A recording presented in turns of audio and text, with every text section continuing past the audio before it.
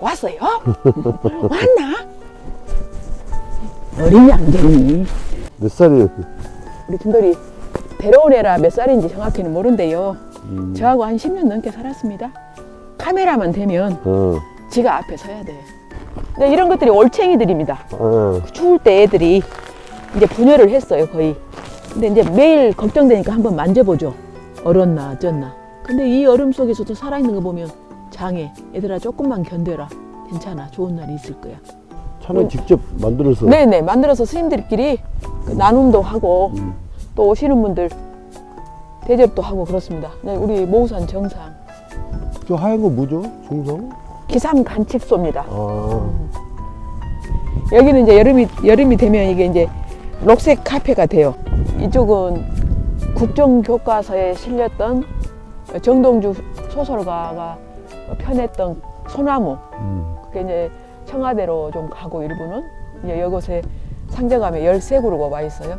그래서 지금 소나무들이 국정교과서에 실린 소나무들입니다. 아, 이게요? 예, 다.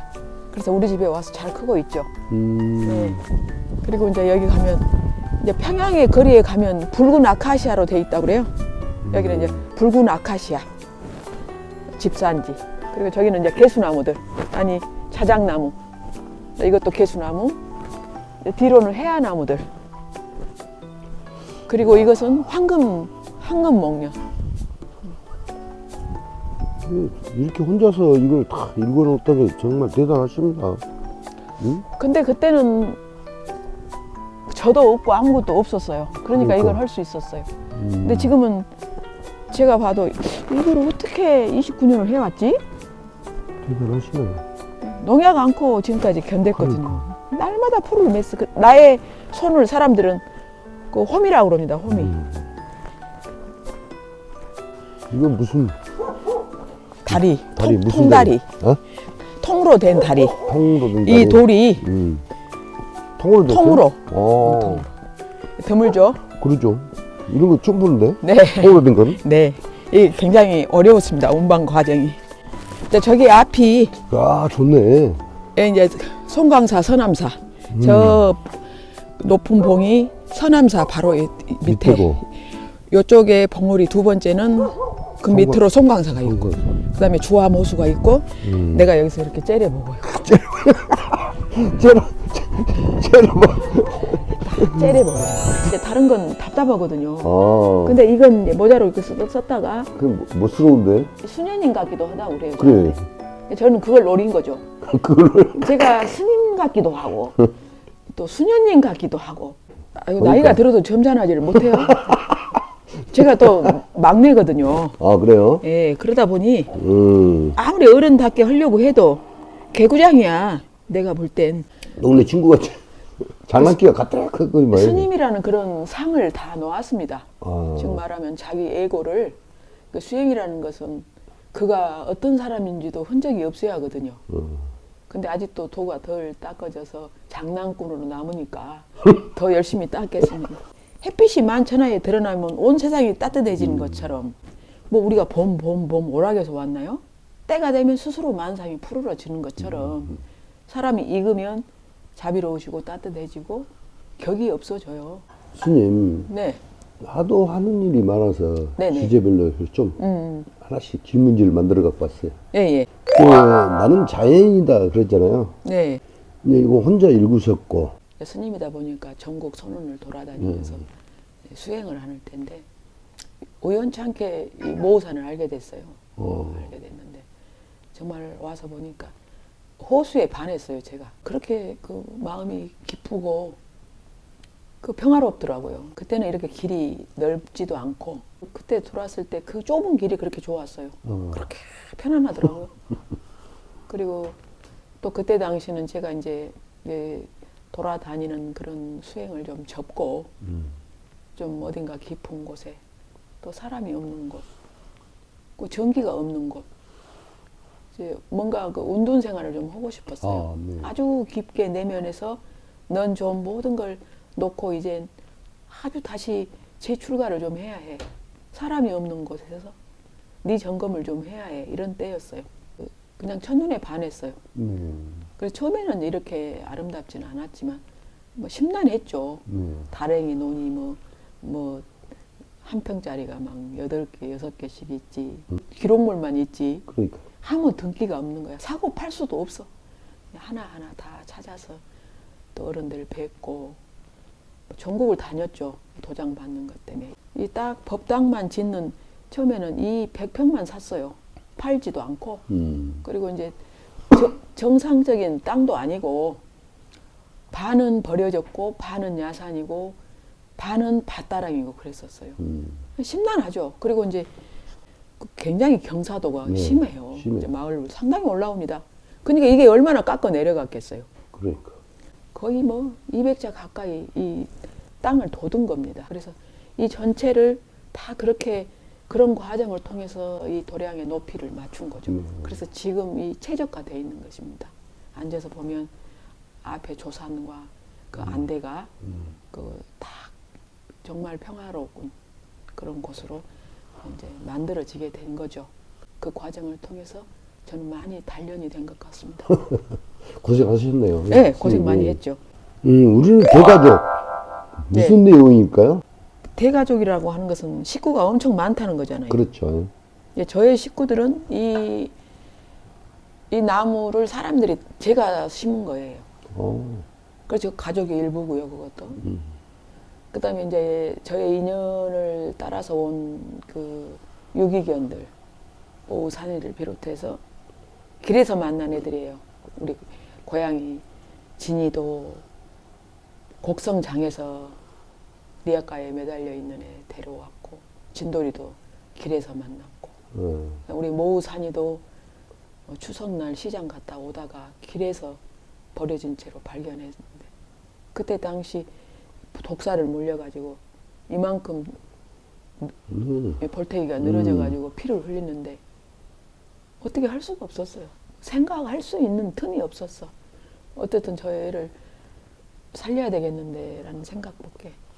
그래서 그렇게 이제 만난 애들이 9명입니다. 그런데다가 여기는 수많은 반딧불, 수많은 잠자리, 아주 많은 생명체들이 살아요. 이제 어느덧 인생이 이렇게 반환점이 되다 보니 모든 세상을 보거나 사물을 보는데 다 나로 보여요. 그 상대가. 그들의 아픔도 내 아픔으로 보이고, 우리 애들이 개구리 자고 있는 거 파가지고 애가 아직 잠이 덜 깼는데 그 생명의 위협을 느끼는데도 그 잠 때문에 그거 자고 있는 거예요. 그러면 그거에 손에를 주워 가지고 땅을 파서 나오지 마. 그래서 덮어놓고 오고 그럴 때 저를 보거든요. 진정한 저를 만나고, 그래 네가 인간이야. 그리고 따뜻한 인간이구나. 그러면서 거기에서 뭐랄까 굉장히 이제 평화를 느낍니다. 누구에게서 느끼는 그 따스함보다 내가 나에게서 풍기는 향기 때문에 내가 매혹될 때가 있어. 가끔 이제 막 꽃이 피어서 수선화가 나왔는데 애들이 다니면서 다 꺾어놓는 거야. 그래도 내가 마지막 행복하게 해줄게. 그래가지고 또 꽃병에다 물 담아서 그 애를 법당에다 꽂아놓으면 그래도 조금 위로가 돼. 놀랬겠지만 그래도 좋잖아. 언제 부처님한테 오겠어. 그러면 애들이 빵긋 웃어. 그러게? 그런가? 그럴 때 그런 밀밀한 이야기들, 그 내면의 이야기들을 이제 그럴 때 굉장히 그 감동적으로 눈물겹죠. 참 네가 선량하구나. 이런 것들에 대한 안심이에요. 제 스스로. 그리고 존재하는 모든 미생물까지도 나와 같은 똑같은 생명을 지녔다라고 하는 그런 놀라운 공감 능력을 저는 여기서 이 가족들에게 배웠어요. 그래서 이 우주의 대자연 속의 자연은 결국 우리 모두의 패밀리라는 거. 그러니까 그게 대가족의 개념 아니겠어요? 이렇게 그 이야기를 하시면서요. 네. 얼굴 표정에서 그게 고스란히 나타나네. 사랑스러운 그렇죠. 것이. 제 이야기니까요. 그러니까 자연식 연구가 상공 그랬잖아요. 네네. 많은 분들이 스님께 자연식을 배우러 오기도 한다면서요. 네네. 먹거리들이 심하게 위험을 받지 않습니까? 그러므로 인해서 우리는 정말 단순하게 가공하지 않고 있는 그대로의 식자료를 좀 이렇게 만들어서 먹는 그런 운동이 좀 필요할 것 같아요. 그래서 사람들은 더 강한 음식, 더 짜고 맵고 강렬한 맛을 원하거든요. 그래서 우리는 어떻게 보면 진정한 맛을 음미하고 그 진정한 맛을 만날 수 있는 그런 특권을 우리는 잃어버렸다고 봐요. 그것이 자극적인 양념에서 우리가 입맛을 손상을 입었다고 보거든요. 그래서 스님들은 파, 마늘이나 오신채를 쓰지 않지 않습니까? 그러다 보니까 입맛이 그대로 우리의 본연의 맛, 오감을 느낄 수 있는 센서가 살아있어요, 스님들은. 그러니까 그런 자연의 음식을 만들 수 있는 거예요. 장기들은 그걸 소화시킨다고 애쓰는데 실상 그걸 먹어서 우리가 하나도 영양가로 전달이 안 되는 음식을 먹고 있을까? 그 음식은 곧 그 정신을 낳잖아요. 어떤 음식을 먹느냐에 따라서 고유한 정신들이 또 만들어져요. 그러니까 좋은 음식을 먹으면 생각도 좋아진다고 봐야 돼요. 그 자연에서 오는 식재료가 그대로가 그 기운이거든, 에너지. 좋은 음식은 에너지를 갖고 있듯이. 그 여성들이 좀 이렇게 솔선수범을 해야 됩니다. 수고롭더라도 직접 요리하려고 해야 되고 사서 먹으려고 하지 않고 그 시간과 정성을 좀 들여서 그 가족들을 먹이려고 하는 의식, 그 계절 음식을 먹는 것, 그것이 건강해지는 거다. 이런 일 하다 보니 그게 또 입소문이 또 그렇게 돼서 또 이번에 또 KBS 또 한국인의 밥상 거기에서 또 그 목련을 주제로 한 쌈밥 그렇게 또 촬영도 하고 이제 그런 것들이 사람들에게 굉장히 색다른 그런 어떤 감동이 있었나 봐요. 그게 어떤 계기로 유튜브를 하게 됐어요? 어느 방면이나 이렇게 감춰져 있는 분들이 있잖아요. 나대지도 않고 드러내지도 않으면서 자기 분야에 그렇게 연걸어서 이렇게 참 이렇게 아름답게 사시는 분들이 있어요. 진짜 그런 분들이 좀 주인이 됐으면. 그래서 문화예술 쪽으로 중심을 잡고 문화예술 그런 분들을 좀 전시해 또 그분의 또 작품 그들의 어떤 살아왔던 삶의 이야기들 이런 것들을 주로 하고요. 그다음에 인문학적인 그런 부분도 가미하면서 또 이제 그 명사탐방이라고 또 백기환 선생님들 그 제자분들이 또 지리산에 계세요. 그래서 그런 분들 좀 알리고 또 말씀 대담 형식으로 또 듣고 또 그분들이 하는 그 참살림 운동 또 그런 운동들 또 이렇게 개강하시면 또 촬영해서 또 방송으로 또 보내드리고 선대감은 고려 공민왕께서 그 홍군정난 때 왕비하고 그 어머니를 이쪽에다가 이렇게 숨겨 놓으셨나 봐요. 그래서 이제 평정이 된 후에 이제 그 이쪽에 왕이 직접 유경이라는 데가 있지 않습니까? 오다 보면 거기서 좀 머무르시고 왕대에 와서는 그 용포를 묶는 이렇게 띠가 있는데 왕들은 그 어머니를 모시러 가려니까 이제 그 인사를 올리려고 하니까 그 이 용포에 달린 그 벨트를 풀어서 이렇게 걸었다 해서 여기가 이제 왕대라는 거거든요. 우리 마을 주민들이 한 20가구도 안 됩니다. 또 다 노쇠하시고 한 분, 두 분 계시고 그런데 저는 이 마을에 들어와서 내가 그들과 친숙해지려면 어떻게 해야 될까? 내가 그들과 같아지는 것이다. 내가 다가가는 것이다. 내가 내 것을 내려놓는 것이다. 그리고 끝없이 내가 베풀어야지. 그걸 지금 들어온 지가 한 29년인데 금년이요. 29년 동안 실천하고 있습니다. 그래서 마을에서 이렇게 농사 짓는 것들은 여기서 이고 가가지고 밖에 가서 팔기도 어중간하고 다 먹기도 어중간하고 그래서 그런 자녀 물량이나 농사 짓는 농산물들은 제가 이렇게 수매를 해서 한 20년 이상 김장 나눔 행사를 하고 있어요. 그래서 주민들도 와서 또 같이 또 자원봉사도 하고 또 김장 나눔에 또 기부도 다 같이 해주시고 마을하고는 늘 가족처럼 또 그렇게 잘 지내고 있습니다. 선생님, 여러 가지 일들을 하고 계시잖아요. 네네. 그럼 제일 흥미로운 게 뭘까요? 스님한테는? 강아지들 돌보는 게 사람을 만나는 것보다 가장 재미있는 일이고요. 다른 개체지만 나라고 하는 자기 에고가 그렇게 우리처럼 치성하지 않아요, 애들은. 그래서 그냥 단순해요. 그냥 사랑해주고 먹는 거 주면 그들은 늘 꼬리를 쳐. 나한테 바라는 게 없어. 나도 그들에게 바라는 게 없어요.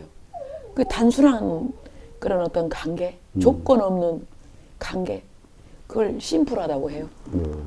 그게 좋아요. 그리고 이렇게 꽃을 가꾸거나 나무를 가꾸거나 이렇게 식물들과 같이 있을 때 그것들이 주는, 나에게 주는 그 무심한 시간들이 그렇게 또 소중해. 그게 좋아하게 되죠. 그런 시간들을. 그러다 보니까 그럴 때 내 스스로 그런 시간에 대한 여백, 또 삶에 대한 여행, 이런 또 저런 애들을 거두고 함께 빗질을 해주고 먹이를 챙기고 또 운동을 같이 하고 이러면서 아마 나에게 가장 많은 기쁨이면서 동지고 가족이고. 인생을 살아가면서 가장 중요하다고 생각하는 건 뭘까요? 삶은 자기 방향을 묻는 것이 중요하겠죠. 아. 나는 어떤 인생의 삶을 그리지? 이 지구 안에 존재하는 생명체가 무량하지 않습니까? 근데 가장 우월한 인간의 몸을 갖고 온다라고 하는 것은 뭔가 우월한 유전자가 있겠죠. 그러면 우리가 어떻게 내 삶을 그려갈까라고 하는 일단 방향을 먼저 정해야 되는 거죠. 그러고 나서 어떻게라고 하는 방법론이 있겠죠. 나는 어떤 방법을 통해서 인생을 완성도를 높이지? 우리는 그 긴 안목으로 볼 때 금생만을 사는 게 아니지 않습니까? 또 무량한 시간을 통해서 다시 또 와야 되고 내가 진 만큼 또 다른 모습으로 태어날 수밖에 없는 그 아주 조건을 가지고 있지 않습니까? 그 방법론이 아마 모든 사람이나 존재를 이끌지 않겠어요? 어느 목적지를 향해서.